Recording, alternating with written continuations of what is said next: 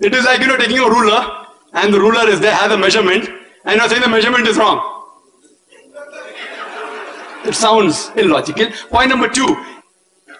In the different tribes of Arabia, and Arabic, and Dr. William Campbell also will agree with me, in different Arabic tribes, the grammar keeps on changing.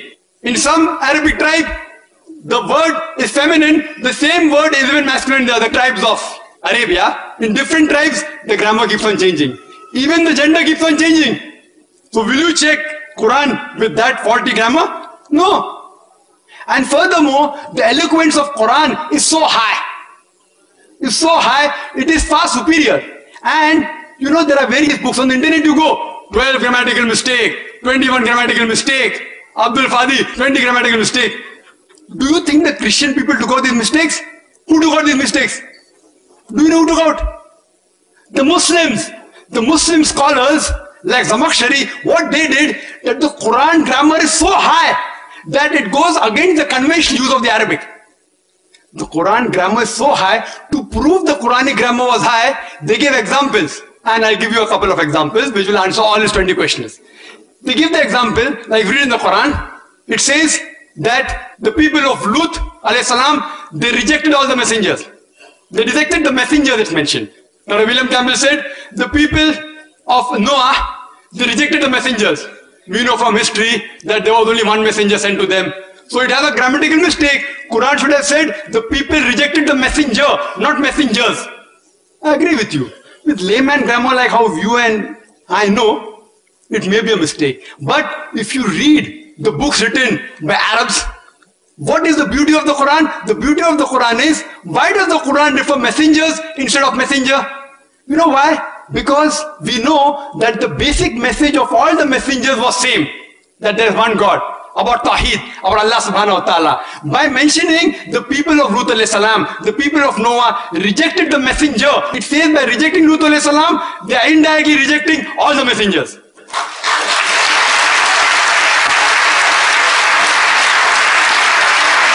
See the beauty, see the eloquence, alhamdulillah. You may think it's a mistake. It's not a mistake. Similarly, people like Anush Saroj says that Quran says, kun fayakun, be and it is. It should be kun fakana, be and it was. Again, past tense is kun fakana in Arabic. It's not kun fayakun, but the kun fayakun is more superior. It says Allah, it was, it is, and can do. Past, present, and future. Thank you, Dr. Naik. May we have the next question from the brother in the front for Dr. William Campbell. In the beginning of his presentation, Dr. Campbell mentioned Zulqarnain from the chapter 18 of Quran, the cave, and he mentioned that Zulqarnain is Alexander the Great. Can you prove me how you came to that Zulqarnain is Alexander the Great? I only read it in the commentary of Yusuf Ali. But regardless of whether it's Alexander the Great or who it is, the sun doesn't set in a murky marsh, and that's what the verse says. Okay, thank you. Yes, sister, the question for Dr. Zakir.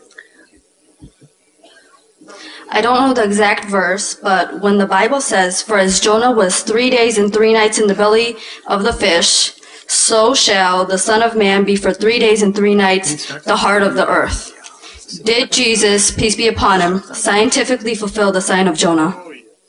What the sisters are referring to the verse of the Bible, Gospel of Matthew, chapter number 12, verse number 30 and 40. When people ask Jesus Christ, peace be upon him, show me a sign, show me a miracle. Jesus Christ, peace be upon him, says, you evil and adulterous generation, seeking after a sign, no sign shall be given to you but the sign of Jonah. For as Jonah was 3 days and 3 nights in the belly of the whale, so shall the Son of Man be 3 days and 3 nights in the heart of the earth.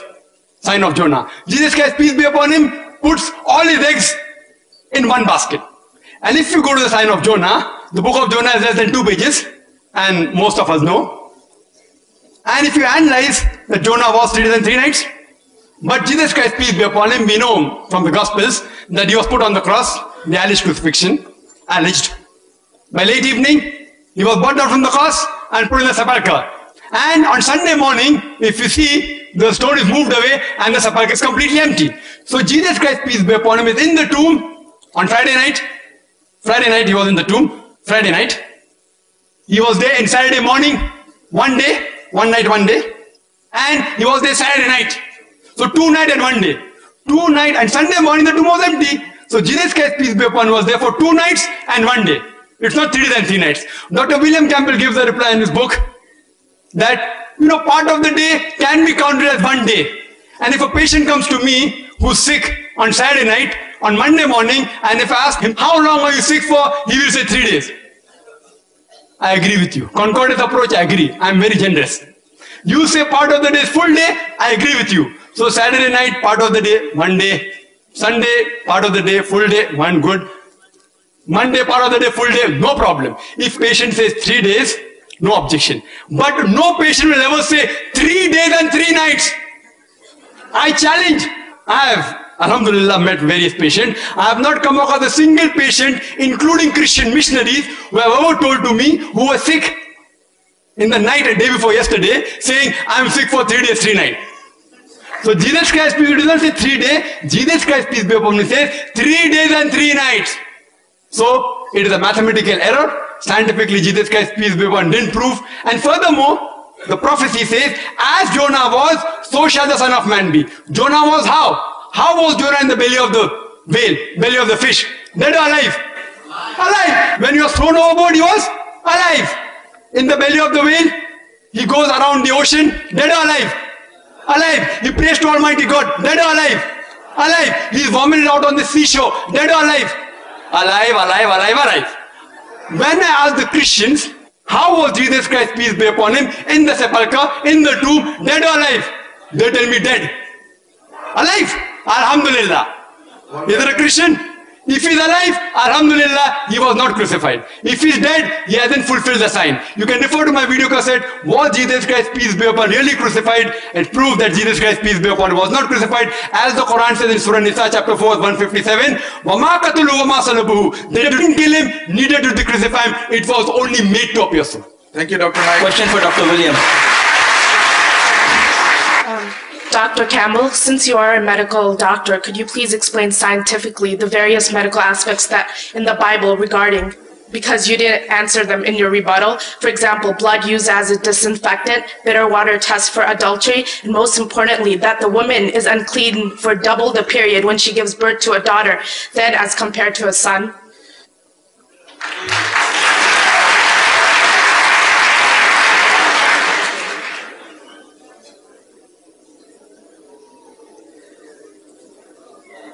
Thank you for the question, and I'll get to it. But Dr. Knight keeps getting the questions that should become to the Christian.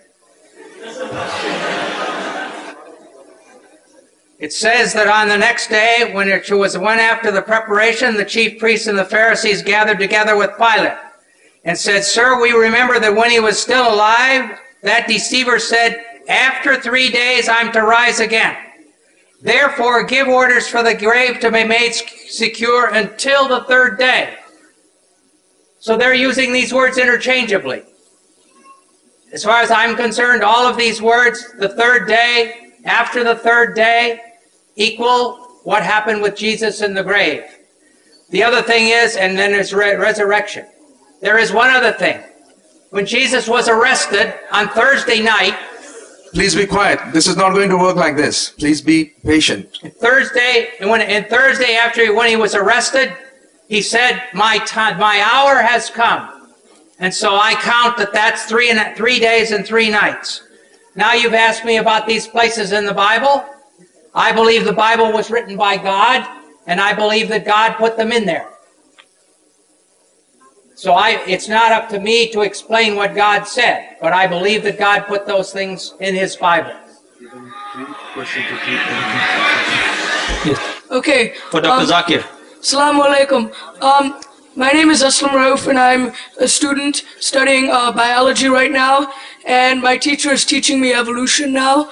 And I was wondering about the Islamic answer to evolution right now, if you could explain briefly what Islam says on the topic of evolution and creationism.